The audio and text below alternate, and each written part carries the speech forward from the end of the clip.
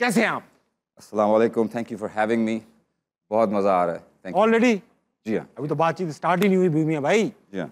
अच्छा, मैं आपको बोहेमिया भाई कहूँ, बो भाई कहूँ, बोहेमिया कहूँ, क्या कहूँ? राजा कह सकते हैं आप मुझे, घर वाले मुझे राजा कहते हैं।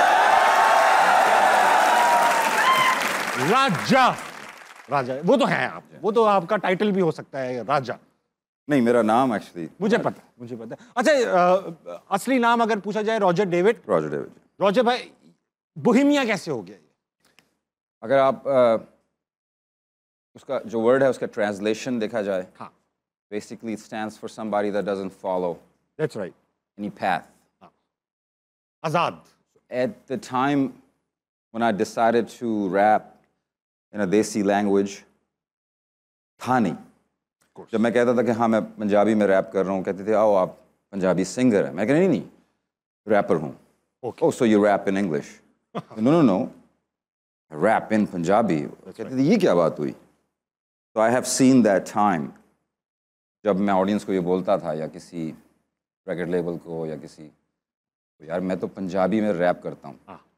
एक वो ज़माना था कि लोग कहते थे ये क्या बात हुई, ये क्या है, पंजाबी रैप क्या होता है? ये क्या होता है। अच्छा, जितने भी देसी रैपर्स हैं पाकिस्तान से, स्पेशली इवन सब कॉन्टिनेंट के सारे रैपर्स हैं, most of them they consider you as their idol.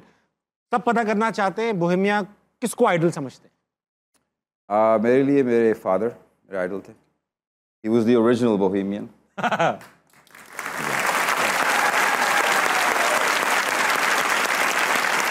भाई डैडी जी का ताल्लुक लाहौर से था। Of course.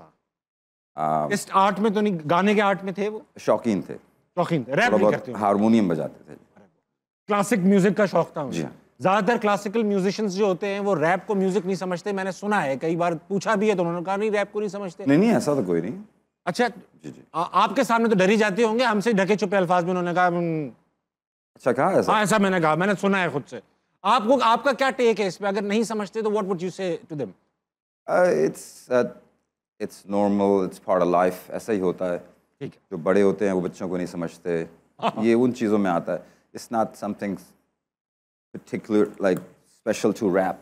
हर चीज़ में ऐसा होता है कि कभी कभी जो यंग जनरेशन है वो कुछ ऐसी राह पे चलना चाहती है कि जो माँ बाप हैं वो वहाँ पर उनसे उनके लिए बिल्कुल इल्म नहीं है।